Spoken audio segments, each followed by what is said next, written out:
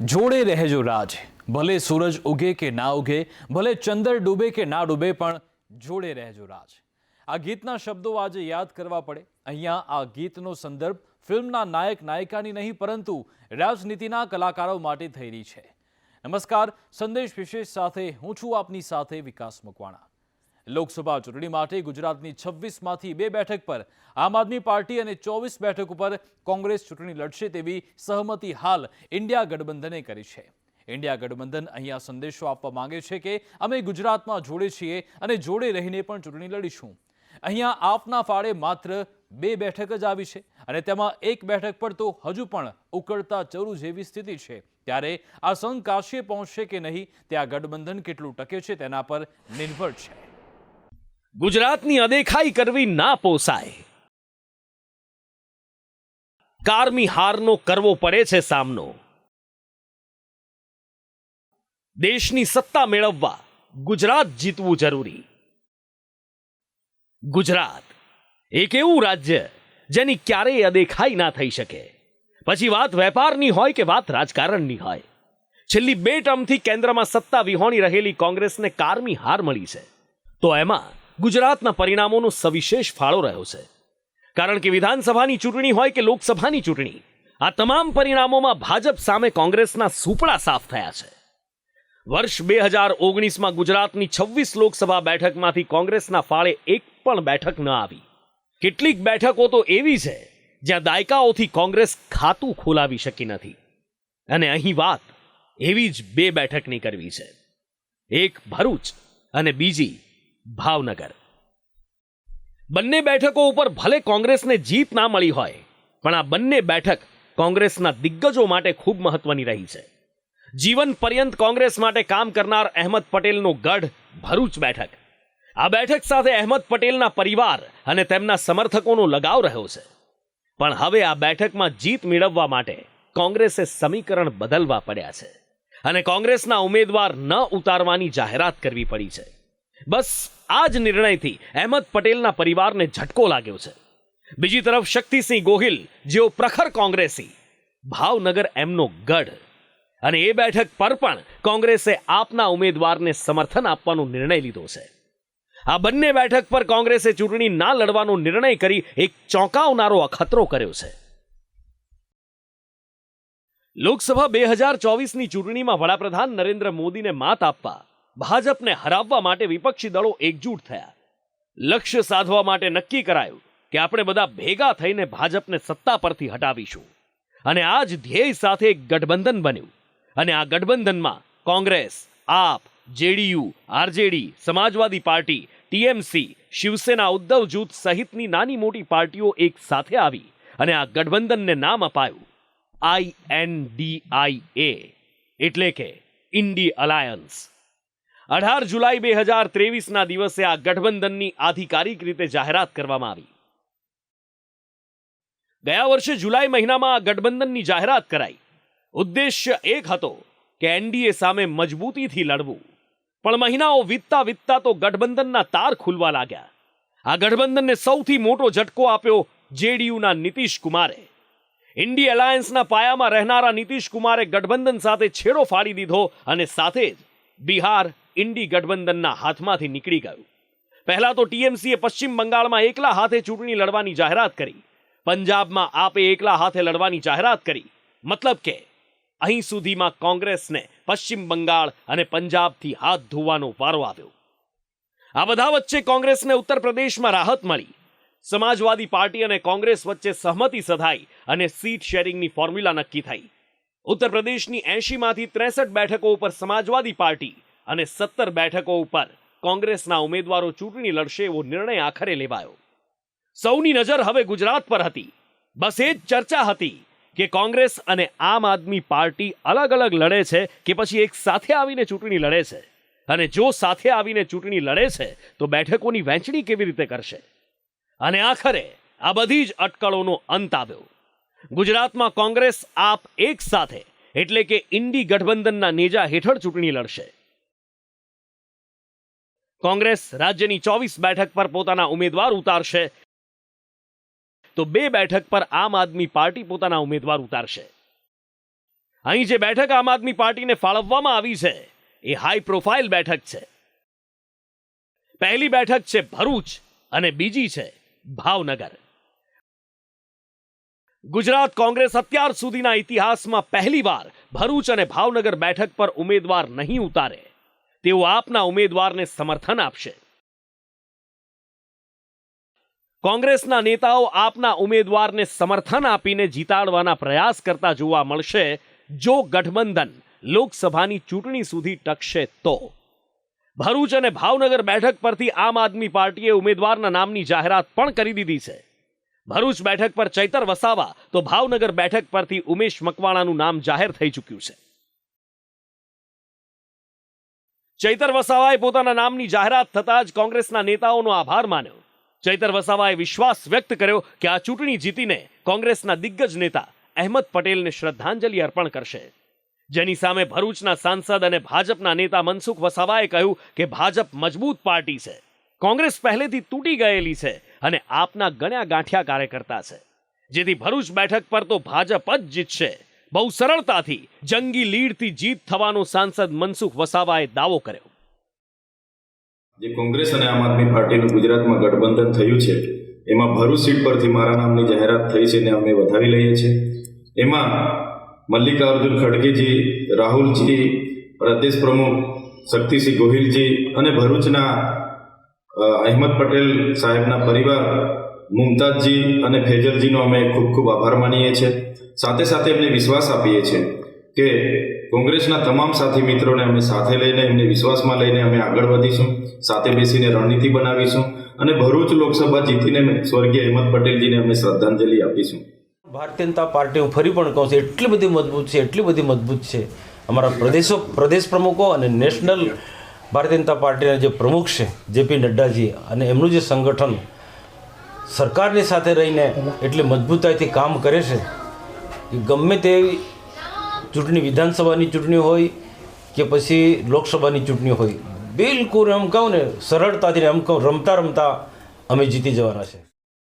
ભરૂચ કોંગ્રેસમાં ઉકળતા ચરુ જેવી સ્થિતિ છે. આપને આ બેઠક ફાળવવામાં આવતા કોંગ્રેસના દિગ્ગજ દિવંગત નેતા અહેમદ પટેલના સંતાનોએ નારાજગી વ્યક્ત કરી છે. પુત્ર ફૈઝલ પટેલ અને પુત્રી મુમતાઝ પટેલે આ નારાજગી જાહેરમાં દર્શાવી છે. તેમના મતે ભરૂચ બેઠક સાથે અહેમદ પટેલની લાગણી જોડાયેલી છે, જેના કારણે આ બેઠક પર ઉમેદવાર તો કોંગ્રેસનો જ હોવો જોઈએ. ફૈઝલ પટેલ અથવા મુમતાઝ પટેલ ચૂંટણી લડે તેવો મત બંનેના સમર્થકોમાં જોવા મળી રહ્યો છે. મુમતાઝ પટેલે સોશિયલ મીડિયા પર પોસ્ટ કરી અને નારાજગી વ્યક્ત કરી. હું ભરૂચ જિલ્લા કોંગ્રેસની દિલથી માફી માંગુ છું, કારણ કે ભરૂચની બેઠક કોંગ્રેસના ફાળે ના રહી. હું તમારા દુઃખમાં સહભાગી છું, પરંતુ આપણે સંગઠિત રહીને કોંગ્રેસને મજબૂત કરવાના પ્રયત્નો તો કરતા રહીશું. અહેમદ પટેલના 45 વર્ષના વારસાને વ્યર્થ નહીં જવા દઈએ. ભરૂચ બેઠક પર કોંગ્રેસની નહીં લડવાની જાહેરાતથી અહેમદ પટેલના સંતાનો નારાજ છે અને તેમણે ખુલ્લેઆમ નારાજગી વ્યક્ત કરી છે. પણ ગુજરાત પ્રદેશ કોંગ્રેસના અધ્યક્ષ શક્તિસિંહ ગોહિલે નારાજગી ન હોવાનો મત વ્યક્ત કર્યો છે. મુમતાઝબેનનું ટ્વીટ પણ એ જ છે કે હું પણ મારા પિતાજીની જેમ આજીવન કોંગ્રેસને વરેલી છું ને કોંગ્રેસને રહીશ, એમનું ટ્વીટ છે. આપને કેવો ટેકો રહે છે કોંગ્રેસ તરફથી? જ્યારે એક મોવડી મંડળનો નિર્ણય થયો હોય ત્યારે એ દલો કા નહીં દિલો કા મિલન છે, એ રીતે બધા ખભે ખભો મિલાવીને કામ કરીશું. કોઈ એવી તૈયારી નહીં થાય. આંધળા બહેરા અહીંયા દીવા સ્વપ્ન જોવે છે અને ગુજરાતની તમામ 26 બેઠક પર ભાજપ જ જીતવાની છે એમ કહી CR પાટીલે કોંગ્રેસ આપના ગઠબંધન પર આકરા પ્રહાર કર્યા, જેની સામે આપના પ્રદેશ પ્રમુખ ઈસુદાન ગઢવીએ નારાજગી વ્યક્ત કરી. આંધળા બહેરા શબ્દ પ્રયોજવા પર તેમણે કહ્યું, પાર્ટીના અધ્યક્ષને આવી ભાષા ન શોભે. અહીંયા પણ આંધળા અને બહેરા બે જણા ભેગા થઈને ગુજરાત જીતવા માટેના દીવા સ્વપ્નમાં રાખી રહ્યા છે. હું ચોક્કસપણે આપણે ખાતરી આપું છું કે જે ગયા વખતે 126 સીટ ઉપર આપની ડિપોઝિટ જમા થઈ હતી એમાંથી એણે બોધપાઠ લઈને આ વખતે ફક્ત 2 સીટ માટે પણ તૈયારી બતાવી. એ જ બતાવે છે કે એણે પોતે હાર માની લીધી છે. પહેલાં તો એમણે દિવ્યાંગો પર માફી માંગવી જોઈએ. આખા ગુજરાતના દિવ્યાંગો છે કે ઇન્ડિયાના દિવ્યાંગો છે, બહેરા મૂંગા અને લૂલા લંગડા, આવું કહેવાતું હશે યાર? તમે યાર કોઈ પાર્ટીના પ્રદેશ અધ્યક્ષ છો, કોઈનું અપમાન તમે ના કરી શકો. આ ગઠબંધન ચાલે ન ચાલે થયું ન થયું એ તો અમારું ઇન્ટરનલ મેટર છે. ભરૂચની સાથે સાથે ભાવનગર બેઠક પર પણ કોંગ્રેસ ઉમેદવાર નહીં ઊભો રાખે. અહીંયા આપના ધારાસભ્ય ઉમેશ મકવાણાના નામની જાહેરાત કરવામાં આવી છે. ઉમેશ મકવાણાના નામની જાહેરાત થતાં તેમણે તો ત્યાં સુધીનો વિશ્વાસ વ્યક્ત કરી દીધો કે આ ચૂંટણીમાં કોંગ્રેસ 24 અને આપ બંને બેઠકો પરથી જીતશે. તો ભાજપના નેતા યમલ વ્યાસે આ ગઠબંધનને તકવાદી ગણાવ્યું છે. અમે સાથે મળી દરેક કોંગ્રેસના કાર્યકર્તાઓને સાથે મળી અને આગામી જ રણનીતિ બનાવશું અને ભાવનગરની જે સીટ જે છે એ ઉમેશ મકવાણા નથી લડવાની, એ મારી ભાવનગરની જનતા લડવાની છે, મારી બોટાદની જનતા લડવાની છે. કારણ કે આ જે લડાઈ જે છે એ ભ્રષ્ટાચાર વિરુદ્ધની છે. એટલે આગામી જે 24માં જે ભ્રષ્ટાચાર ખૂબ વ્યાપી ગયો છે દેશમાં અને ગુજરાતમાં, એને નિષ્ઠ નાબૂદ કરવા માટે ચોક્કસ અમે ભાવનગરની સીટ ઇન્ડિયા ગઠબંધનમાં ચોક્કસપણે જીતવાના છે અને આગામી સમયમાં 2024 લોકસભામાં ઇન્ડિયા ગઠબંધનની સરકાર બનાવવા જઈ રહ્યા છીએ. આ એક તકવાદી ગઠબંધન છે કે જે બે હારી ગયેલી પાર્ટીઓ ગુજરાતના લોકો દ્વારા સંપૂર્ણપણે નકારાઈ કાઢી છે. જે એકથી વધારે વખત ગુજરાતના લોકોએ જેમને સંપૂર્ણ જાકારો આપ્યો છે એવી બે પાર્ટીઓ ભેગી થઈ અને હવે ભારતીય જનતા પાર્ટીની સામે લડવા માટે ભેગા થયા છે, જેઓ પોતે બંને એકબીજાના ઘોર વિરોધી રહેલા છે અને હજુ પણ પંજાબમાં પણ સામે જ લડવાના છે. હવે એ માત્ર આ તકવાદી ગઠબંધન છે. ગુજરાતના લોકો સારી રીતે જાણે છે કે આ પ્રકારના ગઠબંધનનો શું હેતુ હોય. ગુજરાતમાં કોંગ્રેસ આપે એક સાથે ચૂંટણી લડવાની તૈયારીઓ કરી છે. અત્યારે બંને પક્ષ લોકસભા 2024માં ગુજરાતમાં જીત મેળવવા એક સાથે આવ્યા છે. નારાજગી વચ્ચે પણ કોઈ નારાજગી ન હોવાના દાવા ગઠબંધનમાં થઈ રહ્યા છે. ત્યારે આવનારી ચૂંટણીમાં નારાજ નેતાઓ હાઈકમાન્ડના નિર્ણયને માન્ય રાખે છે કે પછી બળવો પોકારે છે, એ તો આવનારો સમય જ બતાવશે. બ્યુરો રિપોર્ટ, સંદેશ ન્યૂઝ. ગુજરાત છેલ્લા ઘણા વર્ષોથી કોંગ્રેસને ફળ્યું નથી. વિધાનસભા હોય કે પછી લોકસભા, તમામ ચૂંટણીના પરિણામમાં કોંગ્રેસને કારમી હારનો સામનો કરવો પડ્યો છે. ત્યારે કોંગ્રેસ માટે એક કહેવત સાચી સાબિત થઈ, દૂધનો દાજેલો છાશ ફૂંકી ફૂંકીને પીવે. અને તેથી જ લોકસભા 2024ની ચૂંટણીમાં કોંગ્રેસ કોઈ પણ પ્રકારનું જોખમ લેવા તૈયાર નથી. જે આમ આદમી પાર્ટી, જેને ગુજરાતમાં એન્ટ્રીને માત્ર 2 વર્ષ થયા છે, તે આપ સાથે કોંગ્રેસ હવે ગઠબંધન માટે તૈયાર થઈ છે. ત્યારે કોંગ્રેસની એવી તો શું મજબૂરી રહી કે તેને ગુજરાતમાં ગઠબંધન કરવા તૈયાર થવું પડ્યું? શું કોંગ્રેસ એ વાત સ્વીકારવા લાગી છે કે આપના નેતાઓનો દમ ગુજરાત કોંગ્રેસના નેતાઓ કરતાં વધારે છે? જોઈશું આ ખાસ અહેવાલ.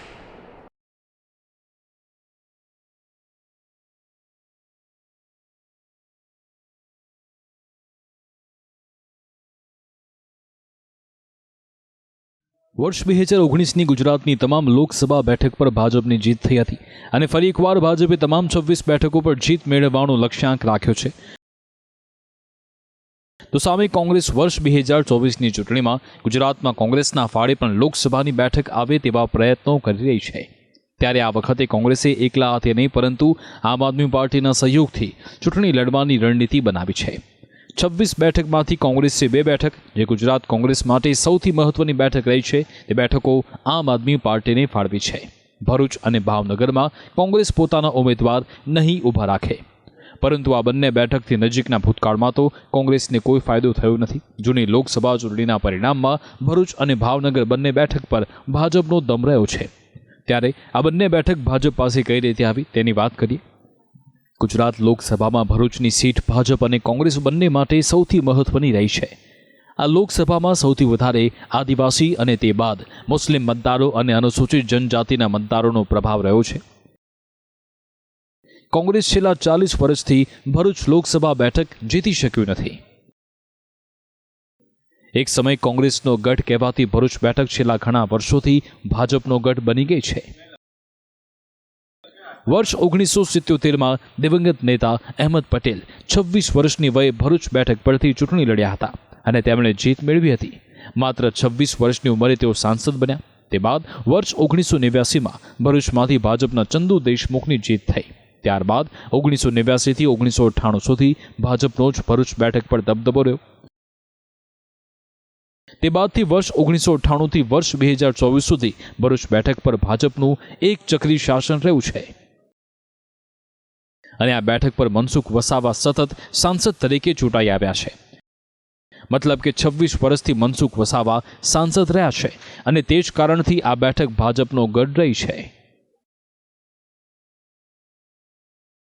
મહત્વનું છે કે કોંગ્રેસ માટે આવી સ્થિતિમાં 2024માં સાંસદ મનસુખ વસાવાને પડકાર આપવો મુશ્કેલ છે, પરંતુ આમ આદમી પાર્ટીના ડેડિયાપાડાના ધારાસભ્ય ચેતર વસાવાનો આદિવાસી વિસ્તારોમાં પ્રભાવ વધ્યો છે. આમ આદમી પાર્ટી અગાઉથી ચેતર વસાવાને લોકસભા ચૂંટણી લડાવવાનો નિર્ણય કર્યો છે, પરંતુ આપ એકલા લડવાની હતી કે પછી ઇન્ડિયા ગઠબંધનમાં લડવાની હતી તે સ્પષ્ટતા નહોતી કરી. ત્યારે હવે સ્પષ્ટ છે કે કોંગ્રેસ ભરૂચ બેઠક પર પોતાનો ઉમેદવાર ઊભો નહીં રાખે ને તેઓ ચેતર વસાવાને સમર્થન આપશે. તેવામાં એક ચર્ચા ઊભી થઈ કે ચેતર વસાવા સાંસદ મનસુખ વસાવાનો વિજયરથ અટકાવવાની ક્ષમતા ધરાવે છે. ત્યારે આ ચર્ચા પર મનસુખ વસાવાએ આપેલો જવાબ સાંભળવા જેવો છે. 35 વર્ષ જેટલા થઈ ગયા રાજકારણમાં અને સાથે જ સાંસદ છો તમે.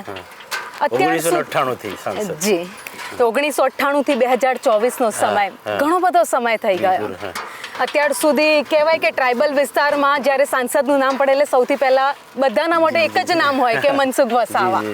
પણ પહેલી વાર કદાચ એવું લાગે છે કે મનસુખભાઈને ક્યાંક ડર લાગી રહ્યો છે. આ પહેલી વાર એવું થઈ રહ્યું છે, પડકારજનક લાગે છે. કોઈ ડર નથી મારા મનમાં, એવું કોઈ ડર નથી. આખા જિંદગીમાં ક્યારે હું ડર્યો જ નથી. પણ એવું લાગતું નથી કે આ પહેલી વાર ક્યાંક અન્ય પાર્ટી મનસુખભાઈને ક્યાંક પડકાર આપી રહી હોય? ના ના ના, આપણા જિંદગીમાં તો બહુ ઘણા પડકારો આવ્યા છે, પણ બધા પડકારોનો અમે સામનો કર્યો છે. ચલો આગળ વાત કરીએ તો તમે દાવો પણ કર્યો છે, જીતનો દાવો કર્યો છે. બિલકુલ. તમે જાહેર મંચ પરથી એવું કીધું છે કે કોઈ પણ મારી સામે કેમ ના આવી જાય. બિલકુલ બિલકુલ. તમે તમારા વિપક્ષની વાત કરી લઉં તો ચૈતર વસાવાની તમે વાત કરીને એવું કીધું હતું કે 2-3 શબ્દોનો પણ ઉપયોગ કર્યો હતો કે ડફોળ હોય, પછી જેને સમજ નથી એવા લોકો રાજકારણમાં છે. પણ એની જે સાયલન્ટ રેલી છે એ કદાચ મનસુખભાઈને ક્યાંક ડરાવી રહી હોય અંદરો અંદર, અને એટલા માટે મનસુખભાઈ આવા નિવેદન આપે છે. ના ના ના, એવી તો ભૂતકાળમાં એવી સાયલન્ટ રેલી ઘણી બધી નીકળી છે, અને જે પહેલાની જે સ્થિતિ કરતાં હમણાં તો વર્તમાનમાં ઘણું બધું સારું છે.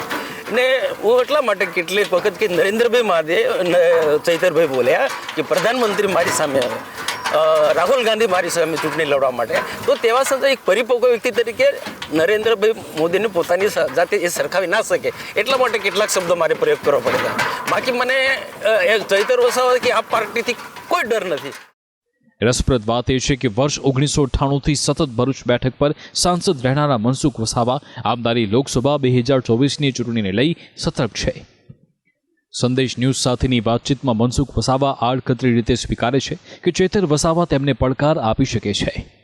કહો છો કે ઘણી સારી સ્થિતિ પહેલા કરતા છે, પણ બીજી બાજુ એ પણ છે કે ટક્કર બરાબરીની છે આ બેઠક ઉપર. જો ટક્કર તો હોય રાજનીતિમાં છે, અને એમાં પણ ઘણા બધા સમીકરણો બદલાતા હોય છે.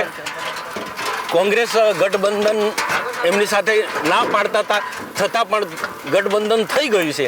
તો એના કારણે થોડું અમે વ્યૂહરચના કરવા માટે પણ થોડું અમારે ઘણા બધા સમીકરણો બદલાય, એની સાથે અમારે ચાલવું પડે. પણ ભરૂચ લોકસભા ભારતીય જનતા પાર્ટી જ જીતશે, એટલા માટે હું કહું કે અમારું સંગઠન ખૂબ મજબૂત છે, જે એમની પાસે નથી. ચૈતર વસાવા કે આપનું સંગઠન એક સીમિત એરિયામાં છે, ડેડિયાપાડા કે સાગબારામાં, બાકીની જગ્યાએ નથી. જ્યારે અમારો આખા લોકસભાની અંદર 7 વિધાનસભામાંથી 6 વિધાનસભા ભારતીય જનતા પાર્ટી સાથે છે, અને તાલુકા પંચાયત, જિલ્લા પંચાયત, નગરપાલિકા, આ બધી જે સત્તા છે, નીચેની સત્તાઓ જે ખરેખર ફિલ્ડ પર પ્રજાના કામો કરવાવાળી સત્તા બધી અમારી પાસે છે, અને એ સત્તાનો અમે સદુપયોગ કરી રહ્યા છીએ. ગુજરાત આમ આદમી પાર્ટી પણ એ વાત સ્વીકારે છે કે કોંગ્રેસ માટે મનસુખ વસાવાને ટક્કર આપવી મુશ્કેલ છે, અને આ વાતની સાબિતી આપ નેતા ગોપાલ ઇટાલિયાની એક સોશિયલ મીડિયા પોસ્ટ પરથી મળે છે. ગઠબંધનની ફોર્મ્યુલાની જાહેરાત નહોતી થઈ તે પહેલા ગોપાલ ઇટાલિયાએ કહ્યું હતું કે કોંગ્રેસના ઉમેદવાર ભરૂચ બેઠક પરથી ચૂંટણી જીતી શક્યા નથી. મુમતાજ પટેલ અને ફૈઝલ પટેલ વાસ્તવિક સ્થિતિનો સ્વીકાર કરે તેવી સલાહ પણ તેમણે આપી હતી. વર્ષ 2009માં કેન્દ્ર સરકારમાં કોંગ્રેસ હોવા છતાં તેઓ ભરૂચ બેઠક પર જીત નહોતા મેળવી શક્યા, અને હવે તો સ્થિતિ સાવ વિપરીત છે. મતલબ કે આ પોસ્ટ થકી ગોપાલ ઇટાલિયા એવા સંકેત આપતા હતા કે ભરૂચમાં ભાજપના મનસુખ વસાવાનો સામનો કરવાની તાકાત કોંગ્રેસની નથી. ગુજરાતમાં આપ કોંગ્રેસની ફોર્મ્યુલા નક્કી થતા અને ભરૂચની બેઠક આપને ફાળવવામાં આવતા તેમણે આ પોસ્ટ સોશિયલ મીડિયા પર ડિલીટ કરી હતી. ભાવનગર લોકસભા બેઠક પણ ભાજપનો ગઢ રહી છે. વર્ષ 1991થી ભાજપનો કબજો રહ્યો છે. ગુજરાત કોંગ્રેસના પ્રદેશ અધ્યક્ષ શક્તિસિંહ ગોહિલનું પણ હોમટાઉન ભાવનગર છે. શક્તિસિંહ ગોહિલ ભાવનગરથી ધારાસભ્ય તરીકે ચૂંટાતા આવ્યા છે. તેઓ મંત્રી પણ રહ્યા છે. રાજ્યસભાના સાંસદ રહી ચૂકેલા શક્તિસિંહ ગોહિલ માટે પણ એક ઝટકો કહી શકાય કે ભાવનગર બેઠક પર કોંગ્રેસના ઉમેદવાર ચૂંટણી લડશે નહીં. મને પોતાને પણ મારો અભિપ્રાય જ્યાં હાઈકમાન્ડને આપવાનો હોય ત્યાં મેં કડક રીતે મારો અભિપ્રાય આપ્યો હોય, પરંતુ પક્ષ હોય કે પરિવાર હોય, સભ્યને અધિકાર છે અભિપ્રાય આપવાનો. પરિવારમાં વડીલ, પક્ષમાં મોવડી મંડળ, એને બધું જ આખું ફલક જોવાનું હોય. સભ્યના અભિપ્રાય પછી પરિવારમાં વડીલ કે પક્ષમાં મોવડી મંડળ જે નિર્ણય લે એને એક ખાનદાન સભ્ય તરીકે, એક વફાદાર સૈનિક તરીકે આપણે બધા જ ઉઠાવતા હોઈએ છીએ. મુમતાઝબેનનો એ ઇન્ટરવ્યૂ તો જુઓ, એણે શું કહ્યું હતું કે આ બધું જ હોવા છતાં મારા પક્ષના નિર્ણયની હું સાથે રહીશ, હું સલામ કરીશ એ દીકરીને. ગુજરાત લોકસભા 2024ની ચૂંટણી માટે ઇન્ડિયા ગઠબંધને ખાસ 2 બેઠક માટે નવતર પ્રયોગ કર્યો છે. આ પ્રયોગના કારણે સ્થાનિક નેતાઓમાં મહદ અંશે નારાજગી જોવા મળી રહી છે. તેવામાં આગામી દિવસોમાં બેઠકોમાં ભાજપનો ગઢ જળવાઈ રહે છે કે પછી બદલાવ આવે છે તે ચૂંટણી બાદના પરિણામ પરથી સ્પષ્ટ થઈ શકશે. સ્પેશિયલ રિપોર્ટ સંદેશ ન્યૂઝ.